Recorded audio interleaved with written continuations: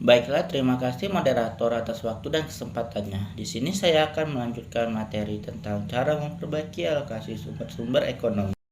Masuklah kita ke materi pertama, tentang analisis mekanisme alokasi dalam berbagai sistem ekonomi. Meningkatkan efisiensi alokasi sumber daya ekonomi merupakan pilar utama dalam mencapai pembangunan berkelanjutan, terutama dalam menghadapi tantangan kelangkaan global.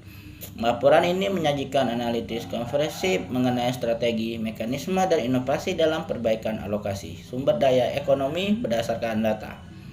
Yang ke-1, sistem ekonomi pasar. Alokasi ditentukan oleh mekanisme harga serta interaksi penawaran dan permintaan. Efisiensi pasar ditekankan pada kondisi di mana sumber daya dialokasikan secara optimal tanpa intervensi berlebihan, sehingga tidak ada pihak yang dapat meningkatkan keuntungan tanpa merugikan pihak lain.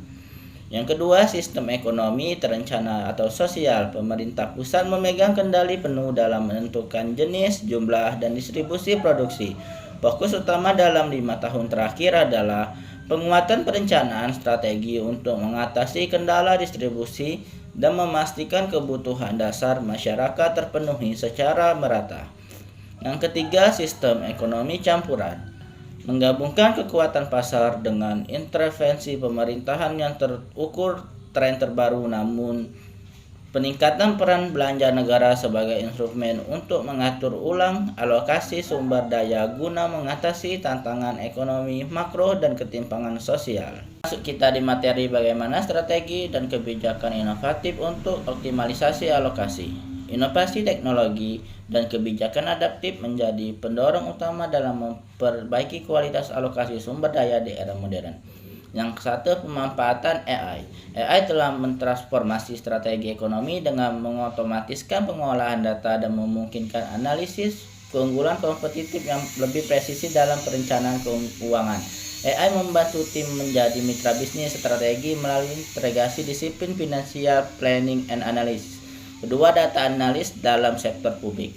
Penggunaan data analis terbukti efektif dalam mengoptimalkan distribusi anggaran negara seperti APBN dengan menganalisis efektivitas program secara real time. Hal ini membantu mengidentifikasi inefisiensi biaya baik dalam sektor produksi maupun layanan publik. Ketiga, audit dan pemantauan digital. AI kini berperan sebagai auditor yang tidak pernah tidur, membantu mendeteksi penyimpangan anggaran dan resiko human error lebih cepat dibandingkan dengan metode audit tradisional yang terbatas oleh. Masuk kita di materi terakhir tentang peran kolaboratif pemerintah, swasta, dan masyarakat. Keberhasilan alokasi sumber daya yang inklusif sangat bergantung pada sinergi antara berbagai pemangku kepentingan melalui model kolaboratif governance. 1. Pemerintah sebagai fasilitator. Peran utama pemerintah dalam merumuskan regulasi yang adaptif dan menyediakan kerangka kerja kebijakan yang mendukung pembangunan berkelanjutan. Kedua, sektor swasta sebagai penggerak inovasi. Swasta berkontribusi dalam penyediaan teknologi, modal, dan efisiensi operasional yang seringkali tidak dimiliki oleh sektor publik. Yang ketiga, masyarakat sipil sebagai pengawas dan partisipan.